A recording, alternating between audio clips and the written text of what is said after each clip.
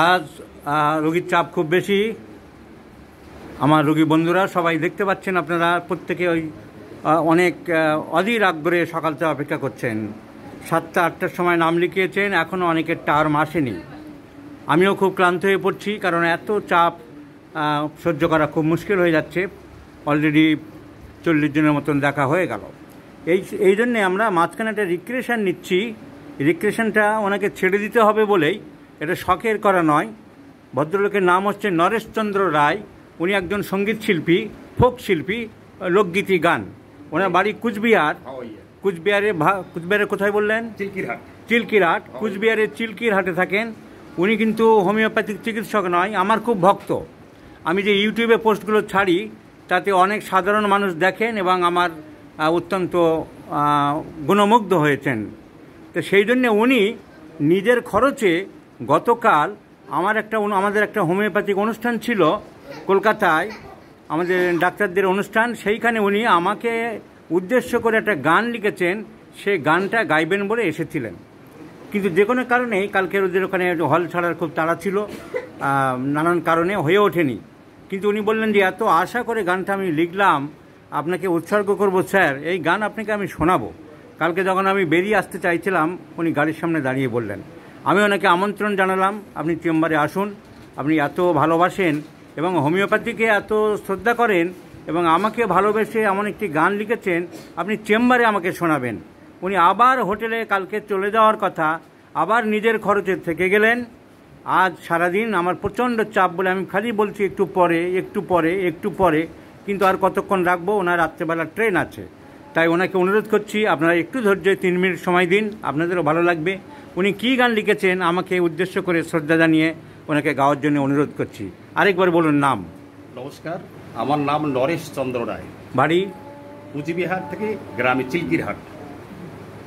করুন, আর কিছু বলবেন আপনি? আমি নমস্কার জানি, আমি ডাক্তার নই, আমি হোমিও অনুরাগী। কুচবিহারে আমার বাড়ি, আমার শিল্পী পরিচয় লোকশিল্পী।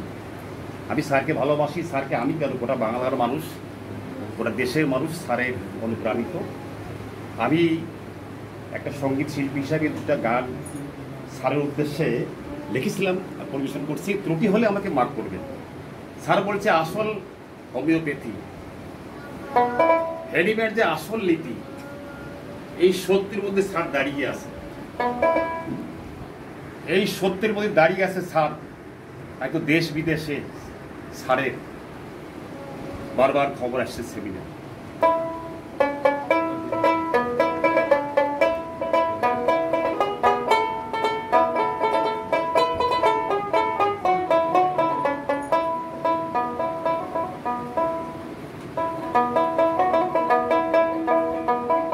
স্যার বলছে হোমিওপ্যাথির আসল নীতি, রোগ নয়, আমরা রোগীর চিকিৎসা করি।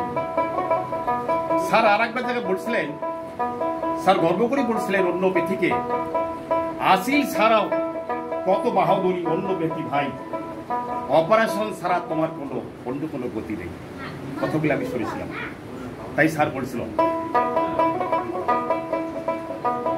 থেরাপেটিক নয় ক্লাসিক্যাল চিকিৎসা করা চাই, থেরাপেটিক নয় ক্লাসিক্যাল চিকিৎসা করা চাই। 1 লাইনে 2 লাইনে রোগ সারে না ভাই, 1 লাইনে 2 লাইনে রোগ সারে না ভাই। থেরাপেটিক নয় ক্লাসিক্যাল চিকিৎসা করা চাই, 1 লাইনে 2 লাইনে রোগ সারে না ভাই।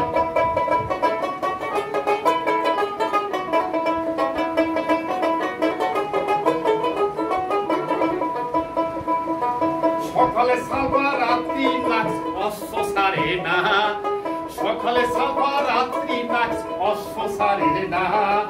হোমিওপ্যাথির নীতি বিরুদ্ধ বেশি দিন চলবে না, আরে হোমিওপ্যাথির নীতি বিরুদ্ধ বেশি দিন চলবে না।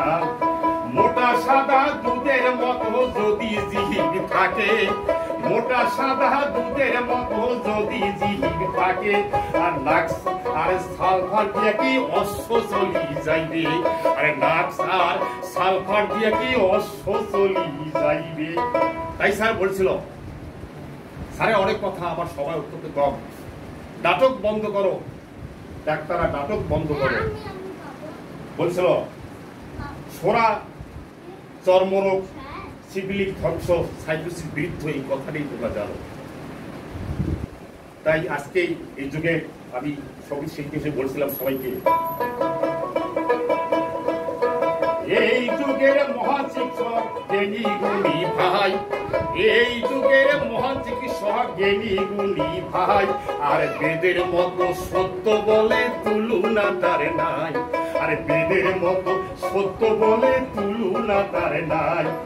জীবন ভর পড়াশোনা হোমিওপ্যাথিতে, জীবন ভর পড়াশোনা হোমিওপ্যাথিতে, আর লোকাল ট্রেন কি চলিতে পারে পাঞ্জাব মেলের সাথে, আর লোকাল ট্রেন কি চলিতে পারে পাঞ্জাব মেলের সাথে। গতকাল সেমিনারে কসকজারি স্যার যখন শুনলো, সেমিনারে ঢুকলো, স্যারকে দেখে দেখে স্যারকে বিভিন্নভাবে কত কসকজারি শোনা গেল, কিন্তু সেই লোকাল ট্রেন কতক্ষণ পাঞ্জাব মেলের সঙ্গে চলতে পারে? লোকাল ট্রেন কি চলিতে পারে পাঞ্জাব মেলের সাথে, আর চলছে রথ কুরুক্ষেত্র কে আটকাইতে পারে? সেখানে শ্রীকৃষ্ণ নিজেই সারথি, কে আটকাইতে পারবে? চলছে রথ কুরুক্ষেত্র কে আটকাইতে পারে? দেশ বিদেশে সারের ভাইরে হোমিও আলোচনা, আরে হোমিওপ্যাথি দেশে থাকুক এটাই মনস্কামনা। দেশ বিদেশে সারের ভাইরে হোমিও আলোচনা, আরে হোমিওপ্যাথি দেশে থাকুক সারের মনস্কামনা।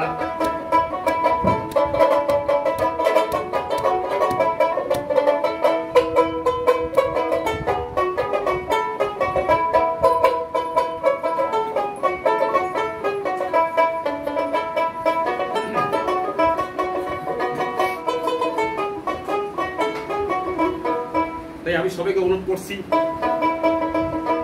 আইসো সবাই সারের প্রসাদ গ্রহণ করি ভাই, আইসো সবাই সারের প্রসাদ গ্রহণ করি ভাই।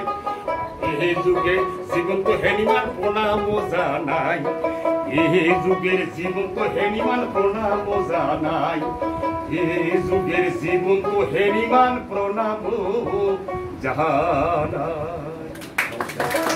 অসাধারণ, অসাধারণ, অসাধারণ। আমি একটা কথা বলবো স্যার, একটা শব্দ স্যারকে বলছিলাম,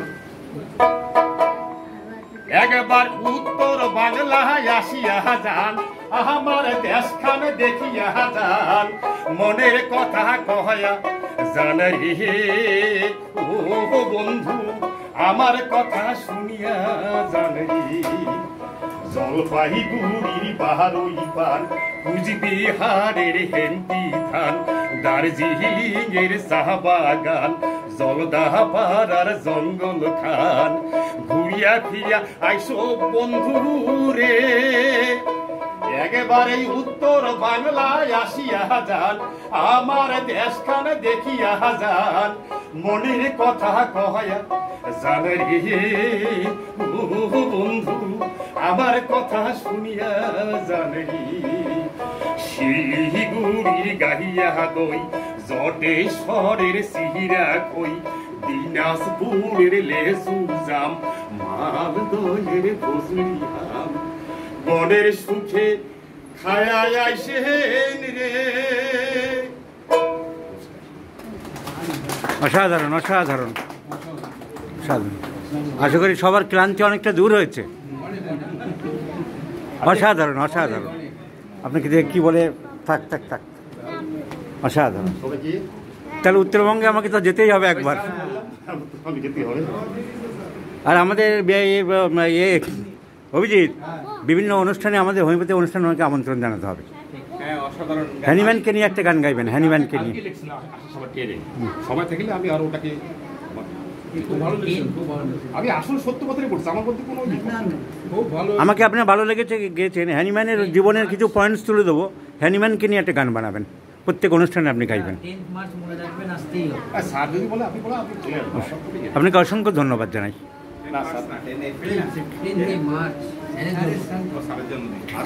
আমি যা সত্য সেটাই, আমার মধ্যে কোনো ইয়ে নেই।